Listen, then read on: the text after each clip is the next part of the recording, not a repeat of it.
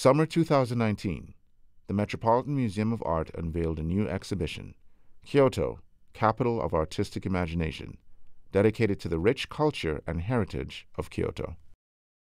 Kyoto was the capital of Japan from the late 8th century through 1868, when the capital moved to Tokyo. During these 1100 years, many beautiful temples and palaces were built through the city, and many workshops where painters, lacquer artists, ceramic artists, and textile artists were flourishing. Buddhism came to Japan through China and Korea in the 6th century, and it was Shotoku Taishi who was the main promoter of Buddhism.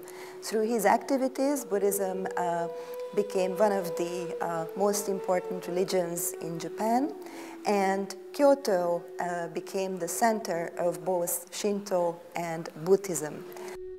Before Buddhism arrived in Japan, Shinto was the faith most Japanese followed. Shinto is based on the belief of the divine presence called kami, or spirit. Kami resides in waterfalls, on top of mountains, on trees, and initially they have no forms. They are shapeless. With the introduction of Buddhism to Japan, they became merged with Buddhist deities, and that was the beginning of the formation of the Shinto iconography. Tea is a very important component of Kyoto culture. Monks started to drink tea, which was imported from China. During meditation, they got very sleepy, and they realized that if you drink the tea, it will keep you refreshed and awake. More than 100 works of lacquer, ceramic, textile, and paintings were selected from the Met's own collection to highlight Kyoto's decorative art history. The golden age of Kyoto was the Heian period. The Heian period was really the peak of the culture, including literature. This is the time when Murasaki Shikibu, the female author, wrote The Tale of Genji. The first turning point of Kyoto is marked by the decline of aristocracy and the rise of the samurai. Right now we are in the medieval gallery, and in the center of the gallery a beautiful armor which was owned by Ashikaga Takauji. The Ashikaga culture was focused on all kinds of art forms imported from China. Especially the 8th shogun Ashikaga Yoshimasa became a very well-known art collector. He managed to collect Chinese ceramics and also Chinese ink paintings, which served as models for the Japanese painter to develop the traditions of ink painting. The screen on my right-hand side was painted by Soami, one of the art advisors to the Ashikaga shoguns. The art advisors helped to collect art, they created inventories, they were sort of curators back in the day.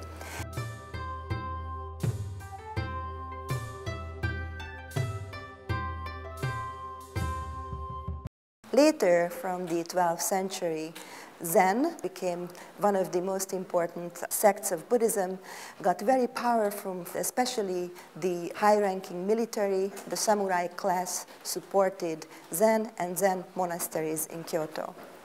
The next turning point of Kyoto is the Mihama Period, when Toyotomi Daiuchi unified Japan after many years of war.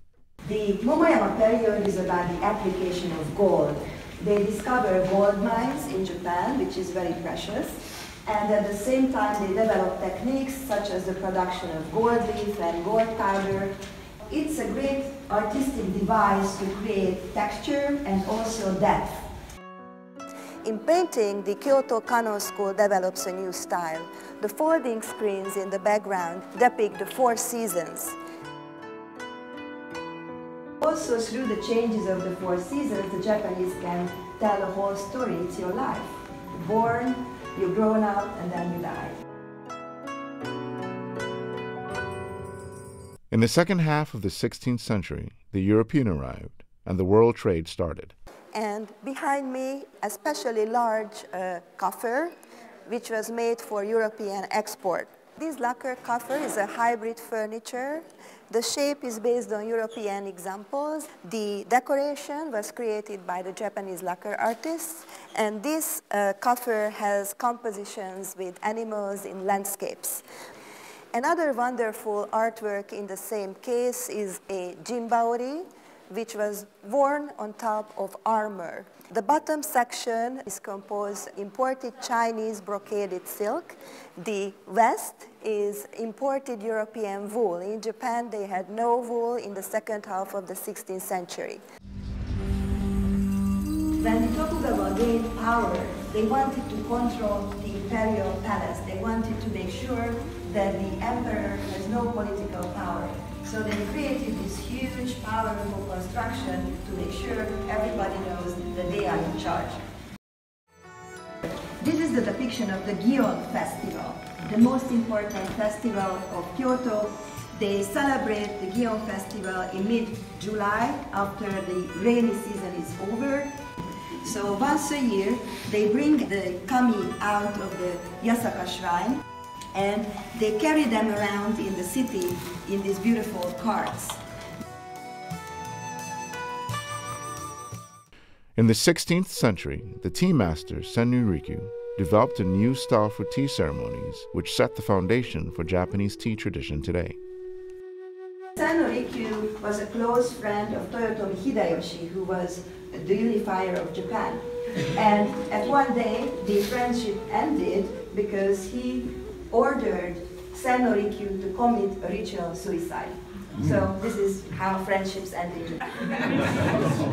Sennu Rikyu incorporated tea utensils made in Japan, and that is also a very important part of the Japanese aesthetics developing from the 16th century on. One of our masterpieces in the textile collection is this long sleeve kimono, or furisode in Japanese. Bamboo is very auspicious. It also represents strength, because even under the weight of heavy snow, the bamboo is not going to break, it's going to bend, but it goes back to straight. So it was also a symbol of political resilience. Ceramic production flourished in the 17th century. The most famous Nonomura Ninsei and Ogata Kenzan developed new styles in Kyoto, especially using very rich, vivid colors in overglaze. That style became identified as Kyoto ware. The traditions survived and continued until the late 18th, early 19th century. Behind me, a wonderful large-sized dish with the depiction of cherry blossom and maple trees, which was created by a Dohachi workshop. The second half of the 19th century marked another turning point. The emperor regained power and named Tokyo as the new capital, replacing Kyoto. And these artificial annealing dyes were very expensive because they were imported from Germany. And the princess wears a kimono created with this expensive European annealing dye background. Many ceramic artists were painters as well. These 6 hanging scrolls depict the different stages of ceramic production. There are 6 hanging scrolls created by a Kyoto potter, Eiraku Kozen, and he created a series of 6 hanging scrolls telling you about the production techniques.